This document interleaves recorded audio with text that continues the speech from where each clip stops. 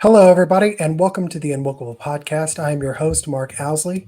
And just a reminder here at the beginning, if you enjoy this interview and this video, please like, subscribe, share, and give this channel the support so I can keep bringing you great guests and great interviews like the one I'm about ready to have with Adam B. Coleman.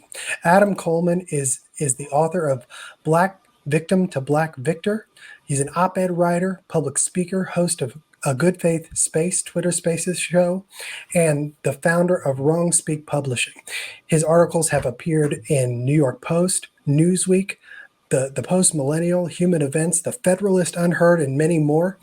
He's also appeared on Fox News, Newsmax, The Hills Rising, and numerous podcasts, including now the UnWokable Podcast.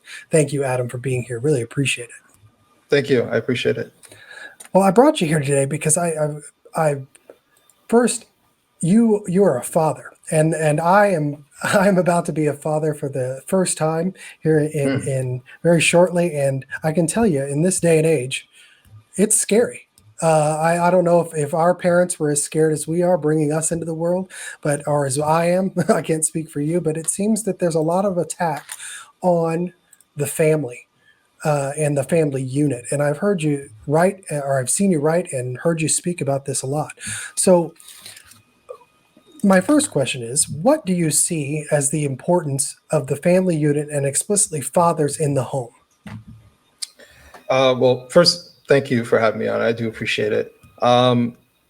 There's a lot I can say. Yeah. So I'll just use like my book as an example. I try to talk about it from a natural sense, what feels natural.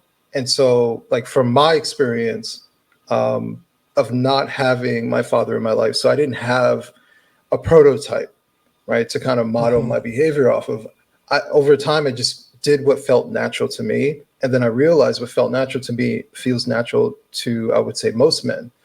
Like roughhousing with your child a little bit, and maybe not coddling them so much, but almost like preparing them for the world. I remember when my son was single digit age, probably like 5 or so, and being like maybe even younger, and saying, I can't wait till he's old enough where I can start giving him tips about life as an adult, right? Things that I had to learn the hard way, and I can tell my son to watch out for this and how to think about this and prepare him for life, which I think it may be a little bit different for, let's say, most women who really love the nurturing part of when they're really, really small, because they're really dependent on their mothers and their both their parents, really, and they remember the cute phase, and they think about that. And it's not like I don't, but it's just different. It's that I cherish his age now. He's 16, and he's actually going to be 17 on October 1st.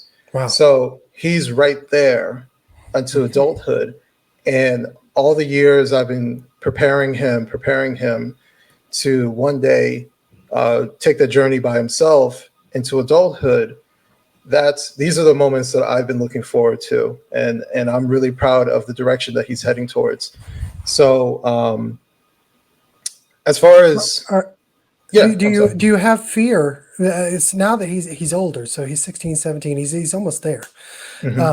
There's this constant narrative that, especially for Black men, right, that they must be fearful of what the world is around them. Do you have, first of all, do you share that view? Do you impart that to your son? And if not, what do you impart to him that counteracts that and maybe would make him, a more successful person? Whether it's through behavior or whether it's genetic, my son is very logical. That's good. And maybe it's both, because from a very young age, and it might sound like small stuff, from a very young age, I did two things. I had him watch his level of excitement and emotions. I had him always be temperament, right? To not be overly excited, but to be reserved about how he's feeling. And another thing, I think it's probably one of the best things I always suggest to new parents. I prepared my son for failure, right? Mm, And so I'll give it a quick example. What I did with my son, I noticed when he was really small, he'd get really, really upset when he'd play a game and he'd lose, hmm right? Because he didn't know how to handle not getting something that he wanted. So what I started doing was I started moderating his game usage, but then what I started doing was he would ask me for something. Let's just say he'd ask me for a cookie. I could easily give him a cookie. He's been good. I have no reason not to, but I would tell him no. And he would get upset, right? Not like temper tantrum, but he was just visually upset. And every so often, I would just find a reason to tell him no. And in a very short period of time, he just said, okay. And he moved on. And it got to a point where I would tell him no. He'd say, okay, move on. And I would come back, 20 minutes later and say, hey, you handled that really well. I'll give you this. And so my son has been like that for a while. He's had a whole bunch of different things happen within his life, things that he didn't expect. And he's handled it in a mature way because he understands that life won't always happen the way that you want it, right? You can't always control those things. So sometimes you're not going to get exactly what you want. You have to be able to react to it in a logical and a mature fashion. But to kind of answer your question, my son is prepared for the world because I made him look at the world in a logical view, and not such an emotional view, and to prepare him for when life doesn't give him exactly what he wants. My son wants to do something that's extremely difficult. He wants to go to Japan. He wants to get into manga. So, one of those competitive markets, he's not Japanese and he wants to do it. So I keep it real with him. I say, you might fail, but you should go for it.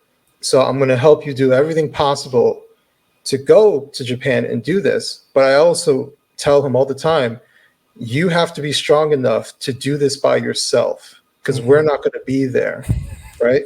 Yes. And so he understands this, and now he's getting more independence. He's working. He's being around other people. He's getting used to interacting with people in the world and not, from a screen or anything like that. And he's stepping into the adult world a little bit more. So it's just like these slow preparational steps to get him out there, and also just letting him know that life is going to kick you in the ass a couple times. Yeah. Well, and I think that's a valuable, that underscores a lot of what I think culture, children, and now young adults are missing on a day-to-day basis in their family life. And we see that now reflected in the work area. We see it in school. But you said that your son was interested in going to Japan. Is he going to do that in lieu of going to college? So that's one of the things we kind of have to figure out. He may have to go to school out there. Oh, I see. Okay. Yeah. Well, okay. To achieve it. Well, and I asked that question because there has been the story of the last few days has been the issue of student loans, right?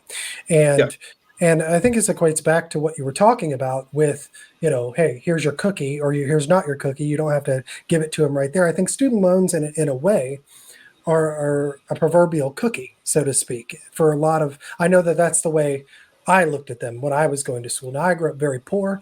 I had two parents in the home sometimes, but my home life was very broke down, and I that's why I wanted to have you on the show because, we're obviously two different races, but I think we had a very similar home life, and I've heard you talk about going to school, right, and not being the best student, but then look at you now. You're writing for Newsweek. Now you're you're doing things that at a high academic level, people would say at a high academic level. Well, I've kind of followed the same route, not as successfully as you, but at least in terms of I'm getting a doctorate and things like that. But I also fell into the trap of that as long as I went to school, right, and it didn't matter how much I spent on school, right, that it would make the way for me, right, and without any real regards as to what you picked to go to school, right. And so you recently wrote a piece about your son, how the student loan forgiveness program by Biden just put out wouldn't help your son. Can you explain Right. that a little bit? Can you talk us about what you meant by that? Sorry about that. That's okay. Yeah, in that particular article, what I wanted to highlight was that, and this was months ago. I wrote it. I think it was like 2-3 months ago. I wrote it. Well, I think it's fortuitous because Yeah. and then you knew it was coming, but it comes back up, and I think the points that you made are very salient, especially now that it's come down. Yeah, go ahead. Yeah. I think that article, what I was trying to ultimately illustrate is that, let's say, well, we just did $10,000, up to 20,000 with Pell Grants. And let's say we were to go one day to the extreme of just wiping it all, right? Mm-hmm. How does that solve the problem? How does that help my son, right? Yeah. Part of the reason why I'm saying, yeah, go to school in Japan or go to school elsewhere is because I know the cost of education here. Mm-hmm. And is it worth it? Is it at all worth? Is the benefit worth the cost? Mm-hmm. Right? Excuse me. Sorry. Um, Yeah, and yeah. I think that is the ultimate. That's the ultimate argument, right? Is the benefit worth the cost? And I think there was a point in our history where the benefit might have been worth the cost, especially if you chose the right field, right? Right. But it seems that the education has become a consumeristic market, right? Oh That yeah. the more butts they have in the seats, the more money the colleges make, and the government, you see hand in hand with this tuition increase, or with this loan forgiveness, tuition increase almost across the board in public universities. So it seems to be this ever flowing cycle, and the point that you're making, or that your article speaks to the fact that just giving him the cookie, or giving us the cookie, right? And I just like that metaphor. I like that's very simple, but it speaks to the larger problem of, well, I want to go to college. I want to go to this college, right? Because Mhm. sometimes you pick a college that is, across the United States just because you want to get out of home, right? Right. But that's because of what you want. When you can get the same quality education, maybe in a college that's right next to you, Mhm. doesn't cost near as much. So it seems to me that there's a systemic push to almost monetize kids. Have you seen that? And is that kind of what you were getting at with your article? Yeah. It's one of those things where I noticed that ultimately, even if you were to go to the extreme of wiping the debt, I say you're not fixing the problem, right? Right. We're and this is one of my pet peeves about American politics, is that it feels like we have an endless amounts of money. And Mm-hmm. so our solution to everything is just throw money at it, right? We want Mm-hmm. this to stop, we throw money at it. We want this to get better, we just throw money at it. And they don't look at the underlying problem. When we throw money at the problem and we don't examine what's causing the problem, we ultimately are just going to repeat the same thing over and over and over. And our American solution to everything is throwing money at it, and Mm-hmm. we don't discover what is actually causing it. And so the part of the reason why I highlighted my son is that if today we were to wipe clean this debt, we haven't gotten rid of any sort of incentive for people to change whatever they're doing. Mm-hmm. Um, there's been no audit on state schools, right? That's the one area you could say, hey, these are state schools, they're state run. Why don't we audit them and figure out what's actually causing this, or how much does it actually cost to go to school? Right. Instead, nothing's changed. Is it administrative costs? Is there an underlying cost that is just basically being subsidized into the consumer, the Mm-hmm. college student, um, because the federal government is basically just throwing money at anybody who wants to go to school? Right. Well, and Um, I don't know yeah. about you. I don't know about you, but from my journey through college began in 2003, right? And Mhm. it was much cheaper to go back then. But I've also since then have been in, I've gotten 3 degrees since then, Mhm. and have seen this overall expansion in what a college offers outside of the academic realm, which has necessitated this overbloat in administration. And I think that gets to one of the points that they're building dorms that look better than any apartment I ever had all the way through my first job, and this self sustaining environment that almost treats the kids like, or these young adults really, because after the age of 18 they're young adults, right? Like they're in this Hmm. bubble, and shields them further from what the real world is. And I think you made the point when you were talking about your son, right? Your goal Hmm. was to actually prep him for the real world, which actually made you make parenting choices that were uncomfortable for him, Hmm. right? And it seems that we want to extend that beyond, and that's causing, you know, colleges have to find a way to spend that money, right? And what I've noticed as well, and I think this led to some of the radicalization we've seen in the colleges, Hmm. because the administrative bloat therein houses, you know, what I talk a lot about diversity, equity, inclusion as a system or as a bureaucratic structure, Right. right? And this brings me to your article about Kamala Harris. I think it was back in 2021, where you called Kamala Harris a diversity hire. Hmm. And I think this will connect to what we're talking about with the student loan problem. But can you give us just a short synopsis of what your point was in that article, and I'll take it. We'll take it from there into how it connects. Yeah. I think sometimes the term diversity hire kind of gets thrown around because we insinuate, and maybe someone is a diversity hire, but Yeah. we're kind of insinuating that someone is, and whether it might not be fair to say Right. that and throw that around. But by definition, Kamala Harris was a diversity hire because the first thing that Joe Biden said is, I'm looking for a black female, Hmm. right? From that point on, whoever he chose was the starting point of their ethnicity and their gender, or their Hmm. sex, I should say. Um, so to me, that's a diversity hire, Right. When right? you come out and say it, that I mean, when you come out and say it, it makes it pretty obvious, right? Right. It makes it Yeah. pretty obvious. And what's even more interesting is it really highlights him picking Kamala because she attempted to run for president, was out before Tulsi Gabbard, right? Hmm. Actually, out probably because of Tulsi Gabbard. Yeah. She's Tulsi pretty much took her down. right. Yeah.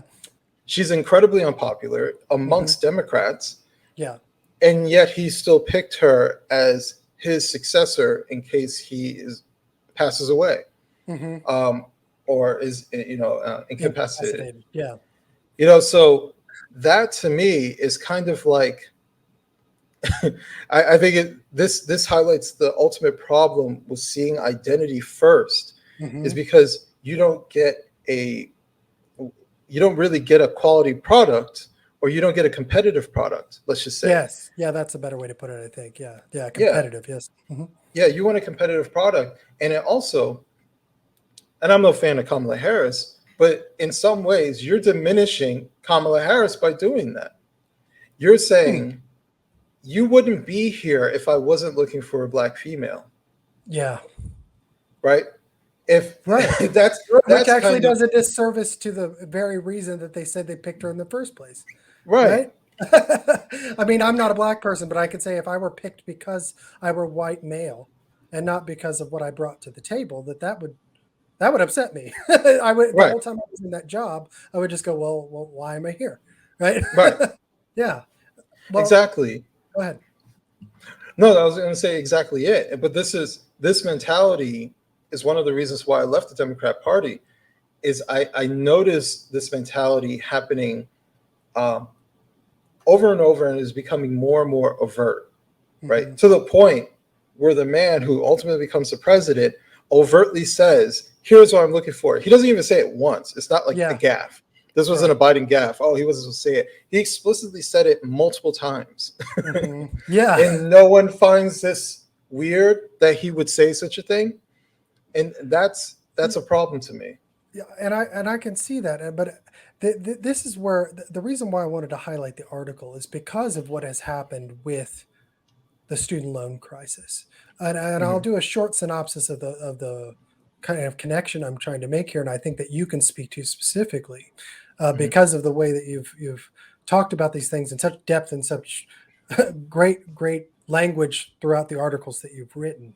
But DEI seems to have the same kind of, as an apparatus. Barack Obama attached DEI to the federal government in 2011, and it was the inclusion part of it is specific to hiring, right? Mm-hmm. And the way it is now billed in schools and in for hiring teachers or just any institution where this kind of apparatus exists, and sometimes it's called different things, but it's Mm-hmm. an affirmative or someone who, it's an explicit, I want to find hires that fit this identity class before or as the chief objective. And that's pretty much what Biden did, right? Mm-hmm. He kind of he said, okay, above all things, this must go first. Well, with that, I think my concern is that there was a systemic reason for that, or an overt reason for that, to look for a specific redistributive politics, Mm-hmm. right? Because it's all built on equity, right? And equity, the way at least I have grown to define it, or I believe that they define it in practice, is a redistribution of wealth and power based upon really a political ideology. So it's Yeah. like, I don't think that they would go if they were hiring for black men. I don't think they would go for Adam B. Coleman, because No. Adam B. Coleman doesn't speak with the black voice. Mm-hmm. You know what I mean? And so I think it's interesting that Kamala Harris, that came out in the New York Post, that she was she was the one pushing the loan forgiveness more so than anyone else, based upon this helping people of color. But I think I heard you say just a little bit ago that just giving people the cookie doesn't actually help them, right? Right. And so what is there a way, do you think that there's a way that we can defeat that we can add your method of not giving the kid the cookie, right? Mm-hmm. Instead of doing what Kamala Harris wanted the president to do? Is there another way that we could do that in our society? Yeah, we just have to be honest with people. Ah, I mean, I think this whole thing about, I'll tell you this, as a father, the only thing I've ever been worried about for my son, I wasn't worried about safety or sex or anything like that. I wasn't worried about any of that stuff, because I can easily influence those things, and I can help control the direction of how my son sees things and behaves and stuff like that with my involvement. So I'm not worried about any of that. The only thing I was ever worried about my son, basically since he was like 12, I've been thinking about this, was what is he going to do about school? Right? That's the only thing, because in my head, I'm thinking to myself, it is irresponsible for me as a father to send my son out into the world to incur $100,000, $80,000 worth of debt before his life even begins. Like, to me, there's something wrong about advocating for that. yeah. Right. And so, well, what do I do? And which is why it's not ultimately what do I do per se, but it's about what does my son want? And so my son has decided for himself, this is what he wants. He wants to do art. But until he kind of made that decision for himself, I talked to him. I was like, hey, just so you know, you can study abroad. Right. I was traveling. I was showing my son that the world isn't scary. Just go out there and travel and see the world and be unafraid of it. And so I guess with all of those things and me telling him, he became less scared of the idea of, why don't I go to Japan? I want to do this. I want to do that. So my son's not scared of any of that stuff. But I might have been veered off from your original question, but That's okay. I think that we have to be honest as a society about the value of the things that we are advocating for.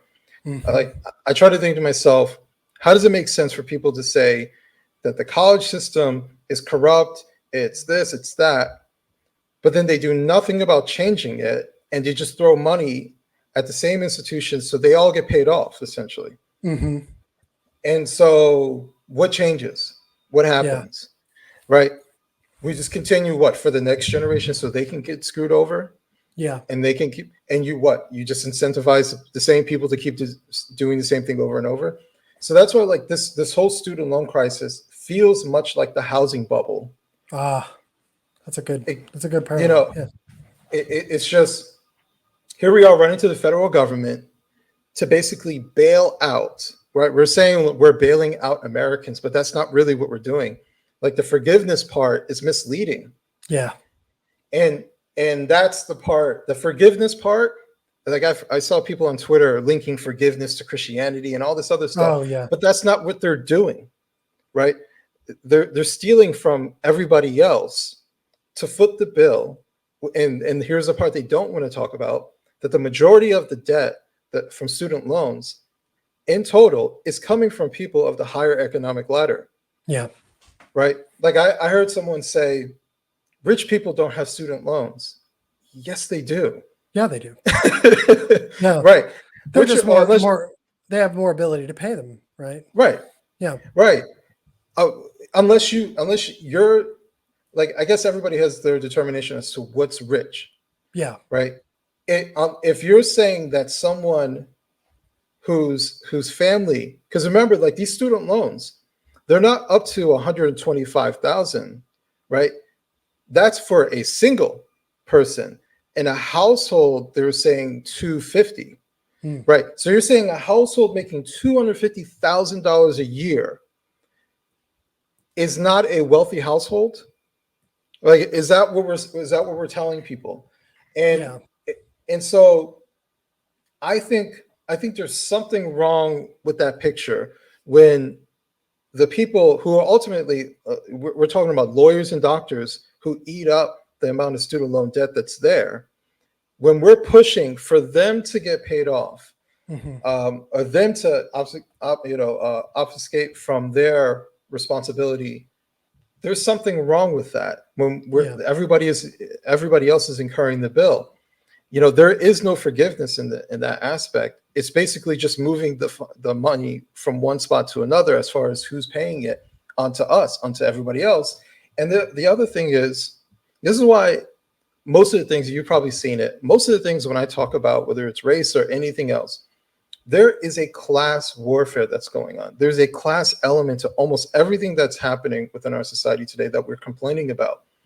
It is the wealthy or the highly influential people who are getting subsidiary benefit from everything that is going on. This student loan debt crisis, right? Don't get me wrong, it can help out a poor college student who came out and is working at Starbucks or doing whatever to knock off $10,000 from their debt. Sure, it can help them a little bit.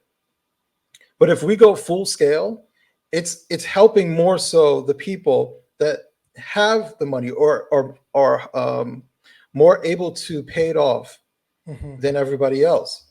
And the other element is that when we talk about student loans and we talk about colleges, I want to say it's less than 30% of Americans actually go to college. Yeah. Right. This is a certain sector of Americans, and I'm not saying screw them because of anything in particular, but we wouldn't be fighting for people who are going to auto diesel college who have student loan debts. Yeah. Right. We wouldn't be fighting for people who go to culinary school who have student loan debts. Right. We wouldn't be doing all this stuff. Well, there is a class element that goes to it. Right. But aren't they included if they do have student loan debts? I mean, and I'm just playing devil's advocate here. So because I largely fly with you, but I want to get to the root of this issue because I think it's important. Although the cutoff is $250,000, right? It is there. It will pay off the student loan debts, or at least $20,000, up to $20,000 of those debts for those people who went to trucker school, for those people. And I know that there's a majority here, but there is a subset that aren't. And so of the 30% that went to college, right, there are, a certain percentage, I haven't looked at it, that did not go be a doctor or go be a lawyer. And then you also got to think of what you were just mentioning a minute ago, which is that our generation, I think we're about the same age, we're told that that's what you need to do, right, to be successful. So we were pushed away from the trades. We were pushed away from the things that would get us more tactile. So um, I'm just wondering if there couldn't be a what's the word I'm looking, but it's just a compromise here. Maybe a difference in policy, because I think there was a bill of goods sold to our generation, and that's where it struggles with me, because I think I've been a part of that, and I think others have been a part of it. Would you find any kind of compromise in the way this is done, or do you think it's just wholly destructive? I think there's always compromise in everything, right? Yeah.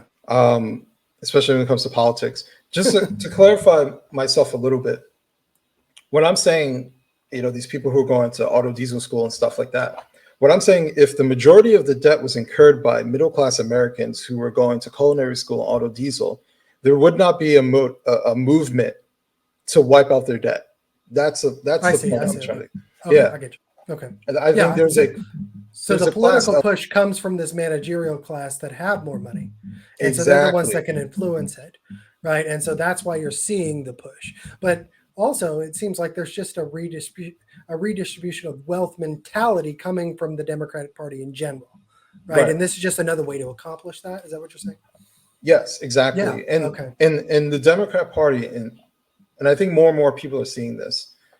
From my perspective, where I sit, I remember the old narrative was that the Republican Party was the party of the elite, right? It's changed. Yeah. And whether that's true or not, people may disagree, agree, or whatever. But that was the perspective that I lived by, is that the Republican Party was the party of the elite. Big business,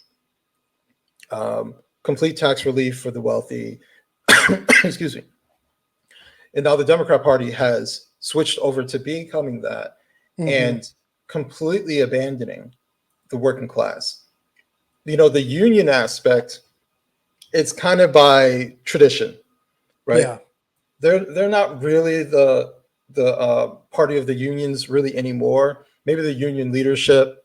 I kind of remember the Keystone Pipeline when Joe Biden was running. Yeah. And he was like, we're supporting Joe Biden. Meanwhile, he's saying we're going to shut down the pipeline. You're going to lose your jobs. Right. Well, and we seem to be stuck in this dialectic, because I see it on the Republican side too. It's and I think I'm a registered independent. I probably grew up in a more Republican household, even though we were poor. It was just kind of where we sat, regardless of what. But I see this strange development of Republicans and Democrats in this certain area that are just coalescing and circling around each other by playing each other on the other sides, but they're really going for the same thing, right? And I think that's what you're articulating here a little bit, is that we're no longer in the double party paradigm. We're in how can this group of people get one up on this other group of people, or use them to step themselves up? But I will say this, and maybe you can address this. It makes me nervous, because when you start talking about classes, then you get into the whole Marxist communist paradigm, where it's like, are we going to have this class warfare? And I think it needs to be addressed. But this narrative seems, although it's rooted in truth, I think what you're saying is true. I think it can be used like race eventually to flip us. Do you have any fear of that? Can you speak to that for a second? Yeah. So there's, I always say it like this, when it comes to any conspiracy minded, and I always think Marxism is very conspiratorial, right? Okay. Or at least promotes it. There's always a grain of truth, right? Yeah. So, when we talk about the Marxist movement as far as like BLM, right? Right. Is it true that there are negative things that happen in American society that were predicated on the person's race? Yes, that's true, right? But then they exaggerate it and falsify things and blow it way out of proportion. That's the conspiracy part of it. That's where it becomes highly conspiratorial, creates inaccuracies. The 1619 Project is an example of just completely being all over the place and exaggerating things. I think the class element when I'm speaking of class, I'm for sure not going down the Marxist route, right? Right. But I think there is something to it, and that we should talk about when very powerful people do everything they can to screw over people who have less power, right? Hmm. And excuse me. And I think also not every American wants to be an elite. Not every American wants to become a millionaire. Most people are fine when you just leave them alone. They want to earn whatever they earn, have the ability to earn more when they can, if they want to. There are Hmm. tons of people. I know people who've worked at jobs for decades, right? Doing the same job and they have no problem with it and they can feed their family and they're good with that, right? So there are a lot of people who are like that. Hmm. But what's happening, I want to especially say since Donald Trump, rising up, Hmm. even though you could say Donald Trump is part of the elite or whatever you want to call it, because of his wealth, he was able to find that level of animosity that exists within American society about the very people who create policies that send their jobs to different Hmm. countries, Right. right? Especially Middle America, whose cities that used to be bustling are decrepit. Why? Because there's no economy. I don't know if you've noticed, but basically, it feels like small town America. Hmm. The next generation comes up, looks around, there's nothing there. They go to the next big city, Right. or they'll go to a big city.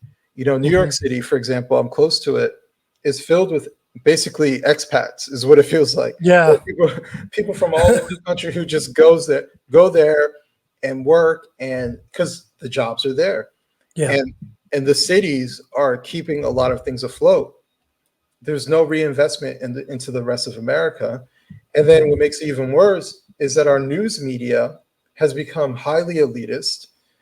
It's basically Los Angeles, New York, and Washington, D.C. That's the only Hmm. perspective that anybody gets to hear on a nationwide scale, Hmm. especially New York and D.C. Yeah. Um, and so everybody else gets ignored. People get painted all different types of names because they want certain things. You get, if you say, "Hey, I don't want my job to go to China," you get painted as a xenophobe. Right. When any person from any rational part of the world would be like, "Hey, I don't like that my job that I've been working at for decades just disappeared to go to some other country so you can undercut and make more money," right? Hmm. So nobody would like that. But for whatever reason, Donald Trump was able to understand that and channel it and talk about it. And that Yeah. is why he's so highly Vilified. hated. Yeah, in my opinion. And this isn't the viewpoint that I've always had. So people understand, I didn't vote for Donald Trump. But it was a viewpoint that I started to learn once I left that media bubble. Once I left the watching MSNBC or CNN and started expanding my mind and looking elsewhere. And I What what always feel like, yeah. what led you down that road? So because did you not vote for him either time? Let me ask that. Or was it just in 2016? So technically, I did not vote for him either time. Okay. Okay. Um, Now, if I'm being honest, I would have voted for him this last time. It was a weird situation where I had moved twice during the pandemic. Uh, And when I had moved to New York State. Everything was crazy as far as trying to even get to the DMV. And then hmm. around that time, I knew I was going to move out of New York State. So there's no point in me going to get a license and all Hmm. this other stuff. So it just became a whole big thing, and it would have been illegal for me to Huh. vote in the state that I'm not living in anymore.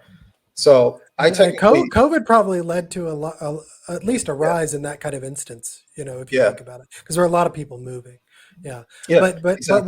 what led you down the road of not, kind of, I guess, going against what you had believed your whole life? Was there a single point that your mind changed, or was it a kind of system process of things that you saw? Yeah, it was a number of things. The one I give a lot of credence to, um, and I actually put it in my book. It was while I was traveling abroad. Um, Okay. I was in Madrid, and it's one of those things where I always say, like, God wants you in certain places at certain times. Hmm. Um, I was. I'll give you the long story. I was in Madrid. I'm a huge soccer fan. I'm a Real Madrid fan, and I wanted to go see them play. And I could have sworn I looked and they weren't playing. I get to Madrid. I get an alert that they're playing. And I'm like, oh shit, well, I can't go to the game, so I want to try and watch it. But then I realized my other favorite team is playing. So I wanted to watch them play instead. So the only place you can watch an English game is at an English pub. So I went to this one place and I wasn't feeling it for whatever reason. I went to another place and I sat there and watched the game. The game finishes, right? It was a sunny day and everything. The game finishes. I go to walk out the door, torrential downpour. And I'm like, well, I can't go anywhere. Yeah. So you're stuck Right. in a pub. Well, there are worse places to be, right? Right. Yeah. The worst Yeah. places. And there was another game that was on. So I stayed and I'm sat next to this guy, and he was from Manchester, and he was watching the Manchester game, and he was there with his girlfriend at the time. And so we just started talking. We became friends, and we were talking basically after I came back to the States. We were talking like almost every day, and just going back and forth about football and all types of stuff. And then one day he told me that he was for Brexit, which Brexit hadn't gone through. And so I said, weird, because I was told that Brexit was for these racist British people who don't like foreigners and stuff like that. Right. So I asked him, why are you for Brexit? And he told me, I want to say verbatim, the United States would never allow an outside governing body to tell it what to do. And I said, well, that makes a lot of sense. Yeah. Yeah. And so from there, we just started talking more, and I had good faith in him. He's been nothing but nice to me. He's been nothing but polite. So I was just talking to a British conservative, and I was just asking him the viewpoints and things. And he's actually the first person to tell me about Thomas Sowell. Wow. And I had been into politics, but I had never heard of Thomas Sowell. So got Thomas Sowell's book and started going down that path. I was also getting more and more into podcasting. And I remember listening to Peter Schiff, right? And Peter Schiff, he's a libertarian, but man, he made a lot of sense. You ever hear something where like, oh shit, that just blew my mind. Like he made too much sense. Yeah. And it really made me think about stuff. And that messed me up for like 2-3 days. Like, I'm not gonna lie about that. So, I mean, Joe Rogan was a huge help as far as just listening to different viewpoints.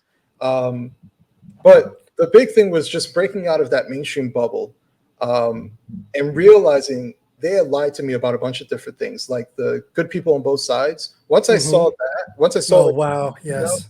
I was like, oh man, I can't trust these people. Like you've got to look at everything, right? I got to look at everything. Right. And because by that point, I was like 2+ years of them saying Russia, Russia, Russia. He's been saying this, this, and this. And I'm looking and I'm like, wait a minute. Like something's not right about this. Right. And so I just became highly skeptical of everything. Well, and I think that's what that right there, because I don't know about you. I had heard about Thomas Sowell a little bit earlier, but it's because I kind of came from a conservative background. And when I say heard about him, I mean in the most peripheral way. He was kind of an anomaly, so to speak. And that's kind of what I knew of him. But to me, hearing you say that, and then my own experience with, whether it was Thomas Sowell or even Milton Friedman, or, because you always hear about Keynes and Keynesian economics and all things. You don't hear about Milton Friedman. You don't hear about, Art Laffer and stuff as when you're studying in school, as much at least. And you definitely don't hear about, and just to take it further down the road, about the Soviet Union, the evils of the Soviet Union in general, as compared to the Nazi. Right, because there's a class right and left, right, and I think you can pejorativize both and overextend both beyond in the narrative. But going back to the schooling thing, I think it is lopsided, right? And I think your experience with Thomas Sowell, right, and my experience with some of these other writers undergirds that, because even in college, it seems like they just stay away from it, and that makes me very concerned about funding any type of school system. You know what I mean? Because there seems to be just this systemic political bend that unless you have a moment like you had, right? If you'd have never had that moment, where would you be right now? and what would you be doing? What would you be believing? Probably something much different. And so that's what I'm scared of for my kids, Yeah. right? Is not a lack of, not that I want you to be a conservative or Republican I want you to think, Right. right? And that seems to be, well, that's what I've really liked about your work that I've read, is that you know, although there may be an economy in, and let me say this the right way, that, you know, you kind of saw this rise of the black conservative leader over the last 3 or 4 years. So Hmm. there's an economy there, but it's only an economy because I think so many men like you and women like you they have this light bulb moment, right? And they go, how did I not see this before, or what was kept from me? And then you're actually telling people. And what really upsets me is that you are being vilified more so than even I would. Right? Have you Yeah. experienced any of that? I mean, I know you have, but if you want to talk about it a little bit, I think my audience. Yeah. Yeah. Actually, it's so I try to be humble, and that's just my personality, just in general. Mm-hmm. But one of the things that I pride myself on is talking about stuff in a smart way and not a stupid way. Mm-hmm. And my, like, for example, my book was an attempt to talk about race in a logical and not stupid way, right? Mm-hmm. Like, for example, I know how people on the left talk about race and it sounds fucking stupid, but I also know how people talk about on the right and they sound stupid as well. Even Right. if I agree with what they're saying, how they talk about it matters, Yes. right? So the And so, rhetoric. to the rhetoric, right? Yeah. So, like, for example, you'll never see me write, Democrat plantation, right? While Mm-hmm. I understand what they're trying to say, Yeah. what they're doing is opening themselves up to be attacked, right? To be easily mistranslated, misinterpreted, right? And I feel like they talk about it in a dumb way, even when they're right. Mm. And my So my even whole if they're thing is right, they're wrong, right. kind of thing. Yeah. My dad used to Yeah, say that when I would argue with him, son, you don't realize that the way you're doing this, even if you're right, you're wrong. right. So that hits home. Go ahead. Yeah, exactly. Yeah. So my attempt was always to just about whenever I talk about anything, like, I don't really talk in a hyper rhetoric way. Mm-hmm. Um, like, even when I talk, you've probably seen how I tweet. Mm-hmm. Sometimes I tweet about stuff, and in my head, I know who I'm tweeting about, but I say it in an abstract way, and it makes other people think about it in a different way. It makes Mm-hmm. people insert, like, it's so interesting how Twitter works sometimes, Yeah, because it you see is. people insert what they think you're referring to, Mm-hmm. and Yes, and, that's a and I'm phenomenon like, on Twitter for sure.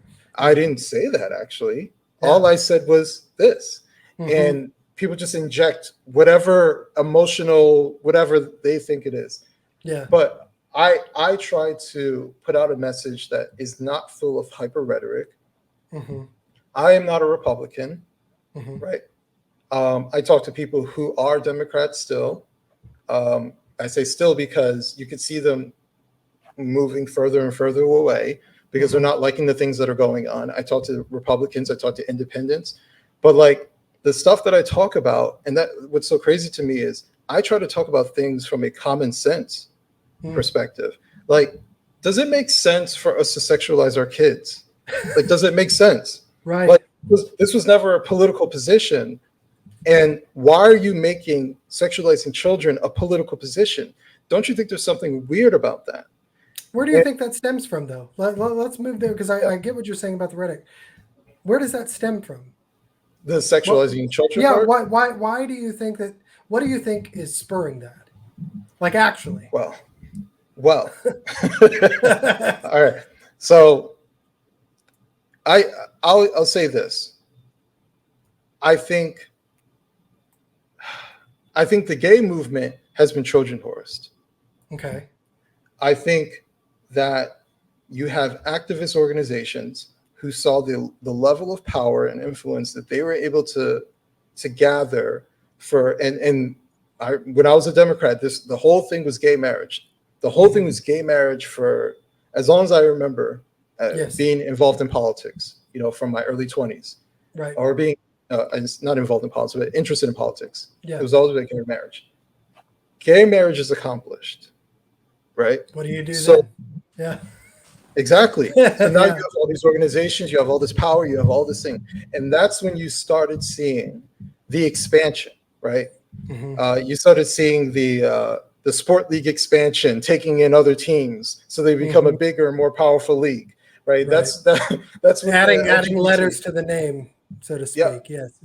adding all these letters to The community. the community and all this different stuff. So I just think it's morphed. I just think it's a level of power that was created, and I actually think the same thing as far as like the civil rights movement, right? A legitimate movement to fight for something in particular, right? Like people Right. weren't boycotting buses for zero reason because there's Right. hypothetically racism. They No, were there doing was. it. There was. They were right? doing it because there was real racism, right? Right. Yes. Jim Crow 1.0, right? Yeah. Yes. Yeah. Jim Eagle. Yeah, Jim Eagle, right. No, that was real. I think you're right. Go ahead. Right. Yeah. So then they accomplished what they want to accomplish not far long after MLK is killed, the theoretical leader of the civil rights movement. And then what do you do with all that energy? You had an organization like the NAACP. You had the concept of Black leadership, right? Just the concept alone of Black civil rights leadership. And so now you just created an industry. Well, that industry doesn't go away because you accomplished a goal. No, that goal just becomes goal 1. Now we have to move to goal 2 and expand to goal 3 and goal 4. And even if there is no theoretical goal 2 or 3 or 4, you have to now find that particular grievance and keep going. And that is why you see people saying we have to fight for LGBT rights, but they never say what rights they're talking about. Yeah, just any right that they decide to put in at the time, right? Right. There's never any specifics, right? It's the same thing that happens when it comes to civil rights and they talk about Black people. We have to fight for equality. Well, where is the inequality? What specific are you talking about? All they say is racial disparities. Well, I mean, disparities don't mean anything. You have to find intent to cause a disparity, right? Well, we wouldn't say there's right. there's a racial disparity in the NBA. Right. Well, that's why I think that you see this concerted effort to highlight impact over intent, right? Right. Regardless of the fact that intent is basically the basis of our legal system. I mean, everything is measured on intent. I mean, you can end someone's life, and the intent behind it can mean the difference between you literally not going to jail and nothing happening to you, or being put in the gas chamber.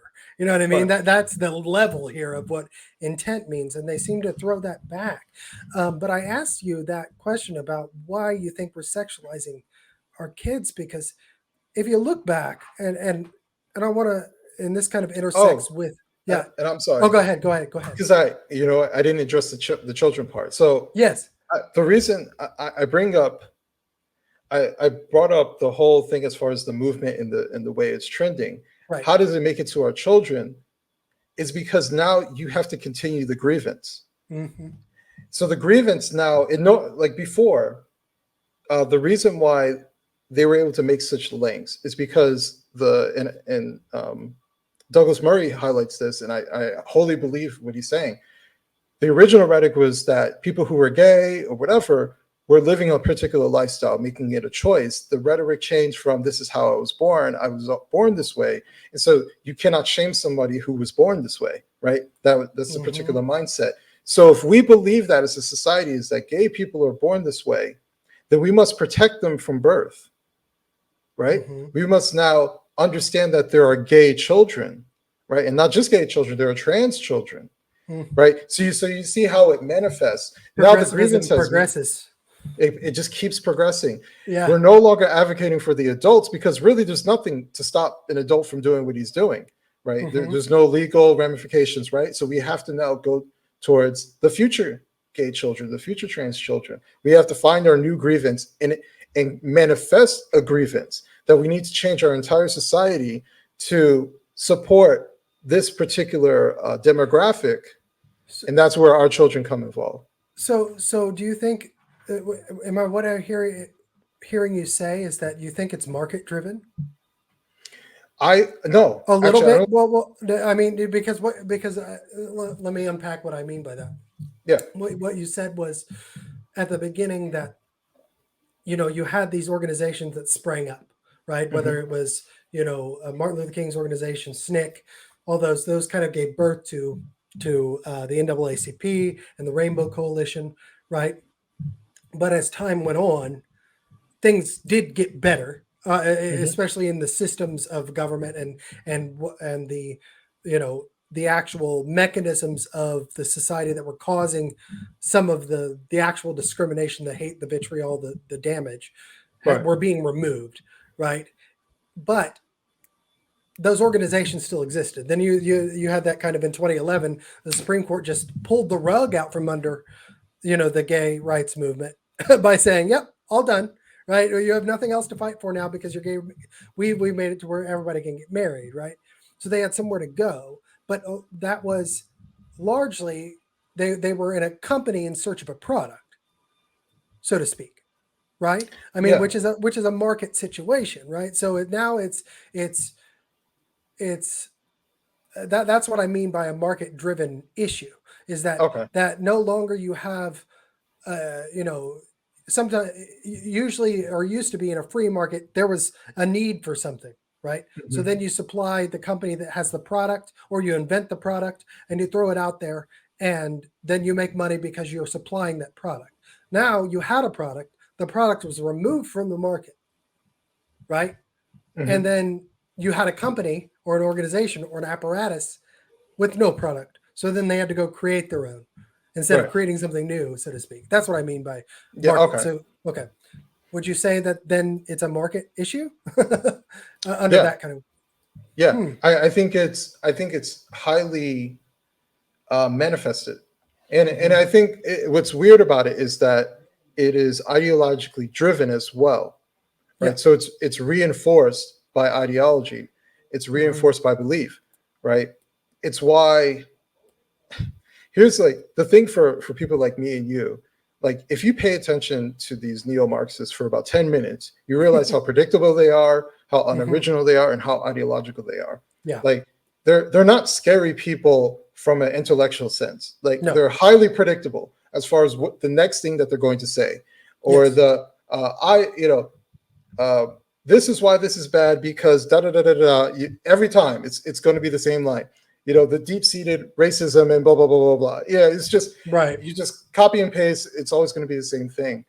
But what's interesting is that because of the ideology and because of the market, and I think there is a class element to it as well, which is it's like Mm-hmm. a weird mixture. Whether it become like I was saying, as far as the schools that were pushing in the Marxist ideology or Mm-hmm. framework of it, which is adaptable to anything that you want it to be adaptable to.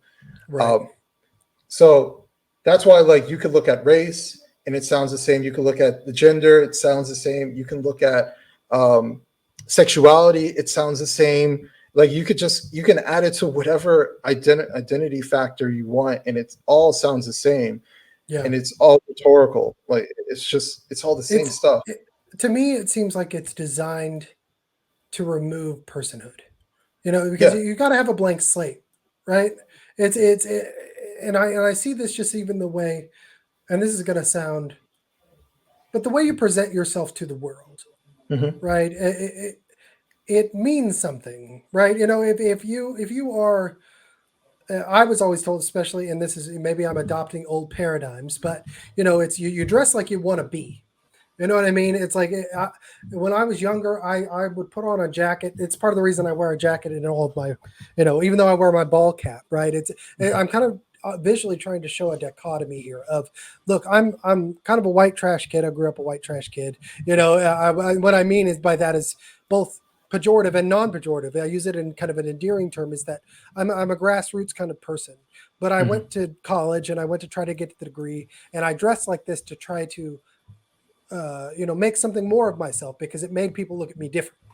Right. And so the way that I feel like a lot of these activists and especially teachers now, right, present themselves to their students, because they feel they have to reflect themselves to their students so that their students will emulate them, right? Is that in a way, it kind of just washes out the personhood and makes them kind of this. When you and I were kids, you remember the Goths? Yeah. You know what I Those are my mean? friends. Yeah, exactly. You're right. Me too. No, I mean, Yeah. I was running around with kids older than me, listening to Corn, and and Raging Against the Machine, right? But what the funny thing that happened with all of them is they all started to look the same. You know what I mean? And so it's like in your attempt to fight the culture, what you become is a blank slate for just a method of the way that the world views you, and then all of a sudden you're lumped into that group. And that's what I'm scared of with students, with kids now. When you talk about the neo-Marxists and stuff, it seems a way to pull out the identity, their actual themselves. And I loved what you said about your son at the beginning, because you've talked so much about the importance of being the father, because you didn't have a father, right? And mine was absent a lot, especially as I got into my teen years, and so I didn't have, the guidance. And for men, that's really important. Oh And yeah. it seems to me that the Marxism of it all, where I don't think that it's hyperbolic, where I don't believe that it is a conspiracy theory, is that they are trying to break down your family. Oh yeah. And that just very scary to me. I don't really have a question apart that. It's just what I've taken from your work is that you're reasserting the primacy of fatherhood in Yes. society. And Yeah. just talk about it, what it means to be a dad, because I don't want to keep it too much longer. You've been very generous with your time, but No. as we close, I just want you to just wax philosophical a little bit about what is important about being a dad in today's society, and why should we seek to, first of all, strengthen fatherhood and move it forward in our society to keep that going. So from a non-emotional state, if we're just talking about statistics and being analytical, we know every statistical analysis has shown that two-parent homes and is the most successful potential environment for a child. Like we know this, and so outside of that, the reason why a healthy father, and I will never advocate for unhealthy fathers to be in the children's life, right? Someone who's dangerous or anything of that nature, Or right? mothers for that matter, really, Or right? any Yeah, parent, to be honest with you. yeah. Well, that's a whole different story, because we like to say deadbeat dad, but Right, you can have deadbeat mom too. Yes. right, you Yeah. got deadbeat mom too. Mhm. But the importance of that healthy father figure, like you just mentioned, and what I experience as well. I like to call fathers the children's purpose, their purpose compass, Mm. right? To help to guide them throughout life, to show them that this direction that they're heading towards is a safe direction or a dangerous direction, right? Yeah. And it's different for boys and girls. The biggest thing for daughters when they look at their father is that they're basically looking at the most important male figure within their life, right? And in someone that they're going to model their potential mate after, right? Someone who they take a lot of influence from. The higher the level of respect that they have for their father tends to be the higher level of respect that they have for men in general, right? That's one of the patterns that I've noticed. Okay. And that's why it's also dangerous for this particular ideology, with the Marxist ideology, where they do have that healthy father figure and they tell you that there's something wrong with him, and you disconnect from him and reimagine what men are actually, right? These brutes who physically harm women all the time and all this other stuff, right? But the reality is that a healthy father figure actually saves their daughter, right? Yeah. He saves the daughter so much heartache, so much danger from getting with the wrong man and things of that nature. So that's a whole different thing we can go towards. But for the sons, it's really, really important for young men to have some sort of purpose, right? Yeah. There's a reason why there's not gangs of girls running around shooting up Right. neighborhoods, because they're looking for purpose looks different for girls, right? And Looking this is not a for, sexist statement. I just want to no. point that out. This is a fact in Right, society. Okay, yeah, just wanted to make that clear. Go ahead. right, right. The reason why gangs show up is because there is a natural tendency to look towards either a purpose or male figures who have influence, right? Someone to look up towards. So, that's on the, the very low level as far as looking at gangs and things of that nature. But for me, I was never in that world. Although if I lived in that environment, I'd be highly susceptible to stuff like that, right? And you wouldn't be shocked if I lived in a very poor neighborhood where there were gangs and I just ended up going outside and getting caught up in that. So you wouldn't be shocked because of my situation. And looking back, I know how highly influential or highly influenced I could have been when I was a kid. So I understand that. And part of the reason why is because there wasn't that male figure to tell me this is good or bad, to stay away from this. It just so happens that the type of life that I was living, we moved a lot. So I didn't have a lot of people around me to even gravitate towards. And so it actually made me more insulated within my family, relying on my mother and my sister and not really having a whole lot of friends just in general. But where I see my impact as a father with my son is that my son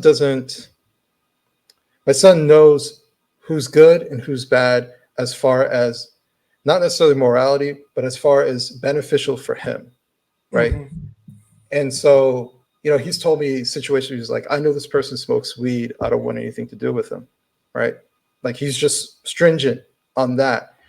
And I understand it, and I respect that he holds himself in such high regard that he doesn't even want to put himself in that particular environment. He'd rather have a few good friends than a ton of friends who are mediocre or faulty.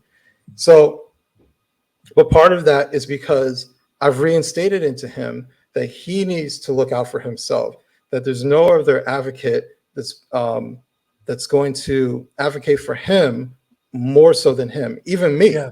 Right. And so he has to see himself as being important and valuable. And my son can rely on me to support what he is doing, or if he's doing something that I know is unhealthy for him, that is not a good direction, then I will overstep and be honest with him and say, this is not a good direction to go towards. Right. Like teaching him discipline. Right. Actually, I was going to get it more so into that. Yeah. When I think of, like, I'm not a skinny guy, right? Me neither, brother. I can feel it. And one of my problems is discipline when it comes to eating. Right. I tell people, like, do not fill up my plate because I will eat it all. Right. And that's my issue, but at least I can recognize that now. That's a discipline thing that I didn't really have from when I was a kid. I didn't really have a disciplined figure like that. Right. So my mom was kind of a disciplinarian, so to speak, but not at that nature. Yeah. Right. And I wonder, and we would have to study this, but I wonder the dynamic between eating and health and things of that nature in single parent homes versus two parent homes. Just even from the aspect of my mom had to work a lot. So there are times our dinner was ramen noodles. Or terrible. But that was what we ate. And so, she can only be in one place at one time. And here we are, we're, 10, 12, making our own dinner. How good is it going to be? We're making spaghetti. All right, that might be fine once in a while, but are we really eating healthy? Is someone there to tell me, like, hey, cut back on the soda? Right. And be a figure that I'm looking up towards, and him explaining to me why I need to cut back on the soda, and saying, you know what, I need to listen to him. And I have that with my son.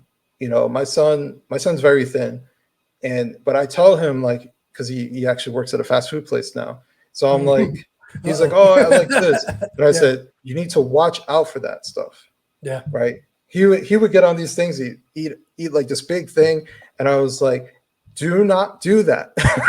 Yeah. You'll Right. train your stomach, and so what I just think you're hitting on something that I think makes a good parallel between a larger issue is that you're not going to affirm his eating habits because that's what he wants. No, no, no, Right? no, no, no. That's not being a father. That's not being a parent.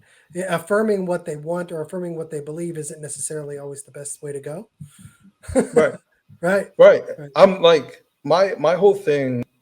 Like I said, I didn't like. We already understand. My father was in my life, so I had to create myself as a father figure for what I thought I would have wanted. Mm-hmm. Right. And so one of the things that I said, I would want a relationship with my son that is built on honesty. Right. Mm-hmm. So, and it goes both ways. If my son feels a particular way, or if he did something that he shouldn't have done, and I ask you about it, just be honest with me. Right. Yeah. Just tell me it. And I'm not going to scold you, right, for a long period of time and Right. never let you live it down. I'm going to scold you so you understand, so we can overcome it and move past it, right? Mm-hmm. So you understand what's going on, right? Mm-hmm. I'm not trying to be a jerk. I'm trying to help you. Yeah. And that's the kind of environment that I want for my son, where he respects me. And I tell him all the time, I'm not your friend, right? I'm your father. Mm-hmm. So he respects me. He doesn't want to let me down, which is good and bad sometimes. But I want him to understand that, you know, we can be honest with each other. So if you feel a particular way, if you're going through something, you got to tell me, right? And just like if I'm doing something and we need to prepare for whatever, or I need to be honest with you. I need Yep. to tell you the truth as well. So I always wanted to have a relationship where we can be honest with each other, we can be open with each other, and have that clear boundary, though, as far as I'm not your friend, I'm your father. Right. And I think I've seen some parents who trend a little bit too far into that avenue, in my opinion, of becoming their child's friend, and they don't look up towards you. They see you almost as an equal. Yeah. And then you start running into all different types of problems. Right. Well, that's a whole nother podcast I think we could do in terms of, the rise of the child, so to speak, in society and the epistemological, the ways of knowing. Well, no, sometimes that's why you have parents. That's why you have teachers, is because there's wisdom in age and wisdom in experience. Well, Adam, I have to say this is a very enjoyable conversation, and I really appreciate you being on the show today. It's the first time. I hope it's not the last time we have you on. Yeah. Can you tell everybody where to find you? Just the places you want them to go, and everybody make sure that you plug your book and everything. Just tell everybody where they can find you. Yeah, I'm these days I'm really active on Twitter, Mm-hmm. which I might add. I got the highly sought after blue check mark verified. Oh, man, you got one. See, they won't do it for me. I haven't written for Newsweek yet, but Yeah, I was that's able great, to man. finesse my Congratulations. way. Yeah, it's Yeah, it's weird. It's a whole other story, but it's weird yeah, because people just treat you a little bit differently, and people start noticing you all of a sudden. You're like, oh, I can't be too reckless now. yeah. Yeah, Well, people are paying with attention. great power comes great responsibility, Adam. So Exactly, yeah. exactly. Mhm. So my dick and fart jokes I gotta lower those a little bit or tame it a little bit, Just a little, just a little bit. Yeah, okay. Yeah. But yeah, on So Twitter Twitter. at wrong_speak. Same on Instagram. I'm also on Facebook, Wrong Speak Adam. You can find me on there. Yeah, these days I've been very fortunate to write for the New York Post. I think I've written for them every week, sometimes twice a week, for the past few months. Awesome, I have well over 22 articles or something like that written for them. So it's been a great relationship. It's almost to the point where I'm almost exclusively writing for them. But like you said, I've written for other publications occasionally. My book, you can definitely purchase my book. You can go to wrongspeak.net. You can purchase it from there, or you can purchase from Amazon, Black Victim to Black Victor. You can also get it on barnesandnoble.com. And yeah, definitely go to wrongspeak.net. If anybody's interested in writing any articles for it, we're a free speech avenue. We're trying to advocate for people to to express themselves, to have a place to do so and be supported. Awesome, man. Well, again, thank you very much for being here. It was a great conversation. I hope to have you back. And everybody, follow everything that he just did. Go buy his book. And just Adam is going to be a voice in this conversation, I think, for a duration. So, and he should be because he's earned it. Thanks, Adam. We really Thank you. appreciate you being here. All right. Appreciate it.